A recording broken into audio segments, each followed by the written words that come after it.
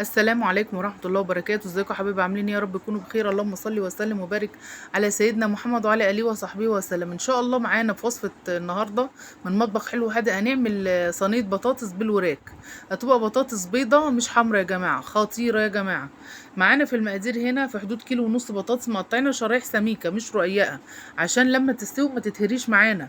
معانا طماطم مبشورة، معانا بصلتين كبار متقطعين مكعبات كبيرة كده، معانا فلفل حامي على فلفل احمر على اخضر، قرنين من ده وقرنين من ده. ومعانا في التوابل بصل بودر، توم بودر، 3 مكعبات مرقه دجاج، بهارات فراخ، فلفل اسمر، حبهان على لورا لو موجود او مش موجود.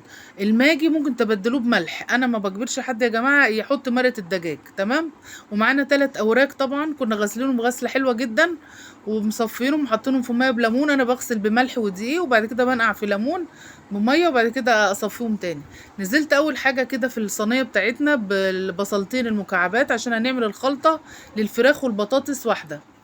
تمام كده. طبعا ايه، مرقه الدجاج هتغنيني عن الملح، ماشي، عشان في شوربه كمان هنزود بيها ان شاء الله في الاخر.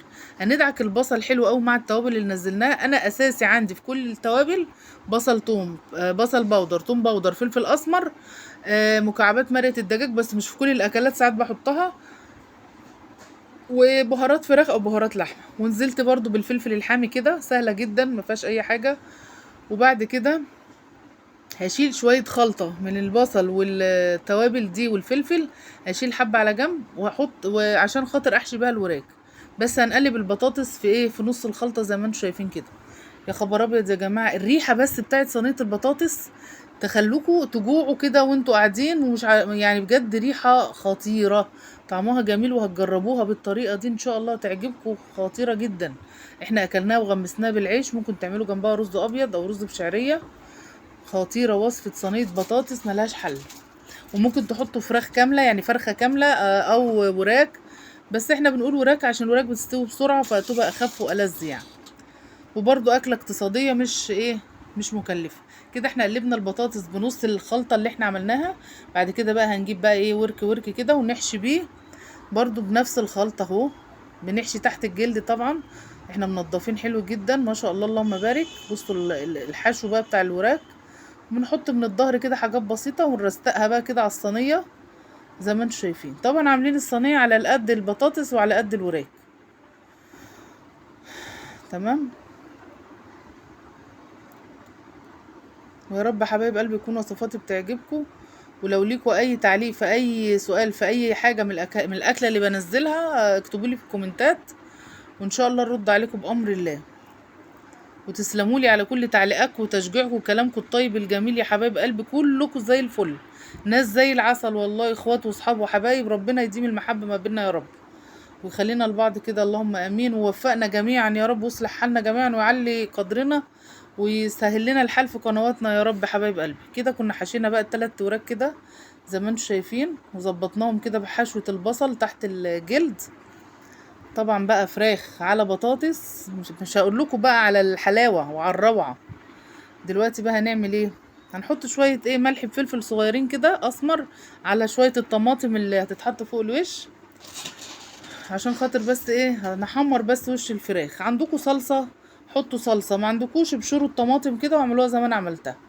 تمام. تمام. احنا مش هنحط صلصة طماطم على البطاطس، احنا هننزل على الوراك بس عشان خاطر ايه، تديها حمار كده وشكل حلو في النهاية. بجد بجد وصفة الأروع، من أحب الأكلات لقلبي أنا وولادي، بجد خطيرة. هي والكفتة اللي تحتها بطاطس برضو. تخيلوا بقى ان البطاطس بتشرب من طعم الفراخ وتشرب من طعم الكفتة، يا خبر ابيض على الروعة والجمال.